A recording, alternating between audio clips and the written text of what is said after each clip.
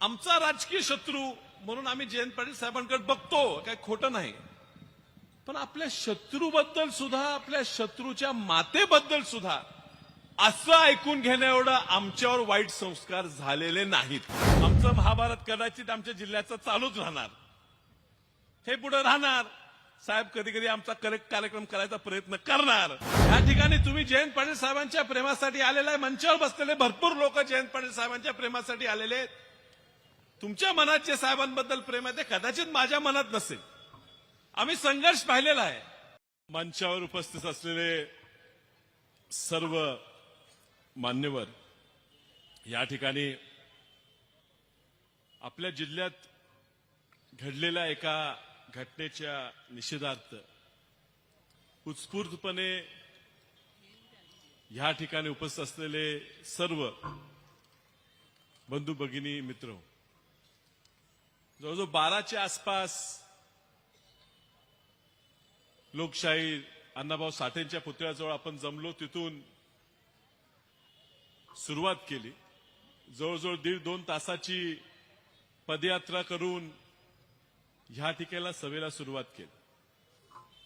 आताच आव्हाड साहेबांनी सांगितलं, जवळजवळ 3-4 तास सभा चालली आहे तरी लोक अजून आले नाहीत. मला मधल्या थोड्या वेळेत आमच्या कारखान्याची जनरल बॉडीची सभा होती, त्या ठिकाणी जावं लागलं. आणि त्यामुळे कुणाच्या मनात असा विचार असेल की विशाल पाटील कुठे गेले तर ती शंका नसेल. मी या ठिकाणी आलेलो आहे त्याचं कारण मी कुणासाठी आलो, मी राजराम बापूंकडे बघून आलो, मी कुसुमताईंकडे बघून आलो. पण तुम्हाला इतिहास माहिती आहे, तुम्हाला संघर्ष माहिती आहे.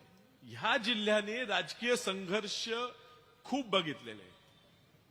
वसंतदादांचा आणि राजराम बापूचा कदाचित नवीन पिढीला जुना इतिहास माहित नसेल, पण कधीतरी त्या विधानसभेच्या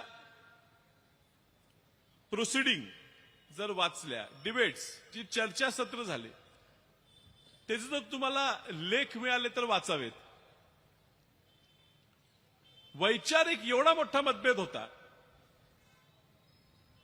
आज राजराम बापू जाऊन 40-50 वर्ष झाले, वसंतदादा जाऊन 40 वर्ष होत आहे. अजूनही कदाचित तो वैचारिक वाद आहे. तिसरी पिढी आली तरी आम्ही लढतोय, आमच्यात संघर्ष आहे, मी नाकारणार नाही. या ठिकाणी तुम्ही जयंत पाटील साहेबांच्या प्रेमासाठी आलेला आहे. मंचावर बसलेले भरपूर लोक जयंत पाटील साहेबांच्या प्रेमासाठी आलेले आहेत. तुमच्या मनात जे साहेबांबद्दल प्रेम आहे ते कदाचित माझ्या मनात नसेल. आम्ही संघर्ष पाहिलेला आहे. राजराम बापू आणि वसंतदादांची गोष्ट दिलीप तात्याने या ठिकाणी सांगितली.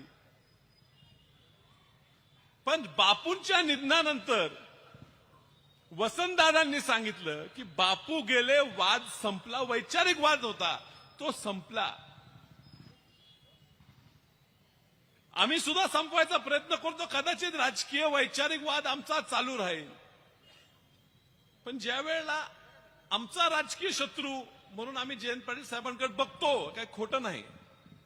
पण आपल्या शत्रूबद्दल सुद्धा, आपल्या शत्रूच्या मातेबद्दल सुद्धा असं ऐकून घेणं एवढं आमच्यावर वाईट संस्कार झालेले नाहीत. म्हणून पहिला निषेध मी केला आणि मी सांगितलं हा कोण व्यक्ती आहे, हे जी नेमकी वैचारिक मूळ काय आहे. 19ची लोकसभा माझ्या विरोधात लढली. कुणीतरी म्हणते, चर्चा करते, माझ्याहून कमीच मतं पडली. त्यावेळी ते बाळासाहेब आंबेडकरांकडे गेले, वंचित आघाडीकडे. आणि बाळासाहेब आंबेडकरांच्या मंचावरनं बोलत असताना एवढं पुरोगामी भाषण दिलं साहेब, एवढं पुरोगामी भाषण दिलं साहेब. आव्हाड साहेब तुम्ही लाजाल, एवढं पुरोगामी भाषण त्या ठिकाणी केलं मतं मागण्यासाठी. किती वैचारिक भाषण केलं. शाहू फुले, आंबेडकर, अहिल्यादेवी होळकर सगळ्यांची नावं घेतली, अजूनही घेतात.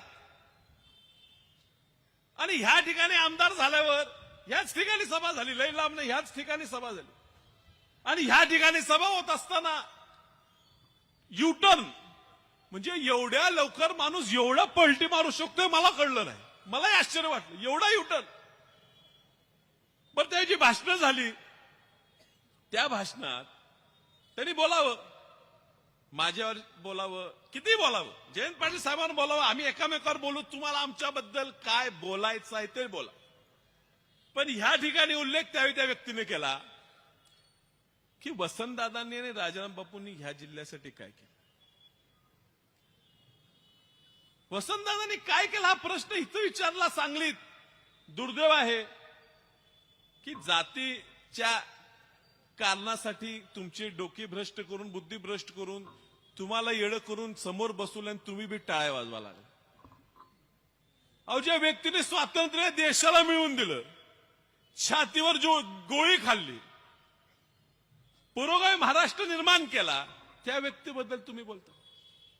मलाही खूप राग आला, मलाही काहीतरी बोलायचं होतं. पण पुन्हा लक्षात आलं हा व्यक्ती जो बोलतोय ना त्याच्या मागे कोण आहे महत्वाचं आहे.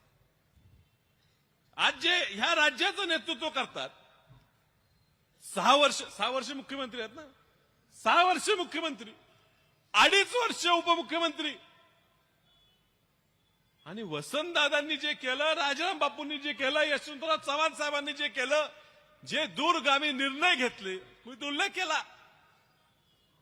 शिक्षणासाठी वसंतदादांनी त्यावेळेला इंजिनियर पोरं आपल्या गरिबाची झाली पाहिजे म्हणून धोरण केलं. आजही परदेशात सुद्धा त्या मायक्रोसॉफ्ट, इंटेल, AI आज नवीन नवीन आले, त्या ठिकाणी काम करणारी पोरं आज महाराष्ट्रातल्या गरिबाची पोरं त्या ठिकाणी, ती जात बघून नाही, प्रत्येक जातीची पोरं त्या ठिकाणी शिकतात. ही धोरण आणलं म्हणून,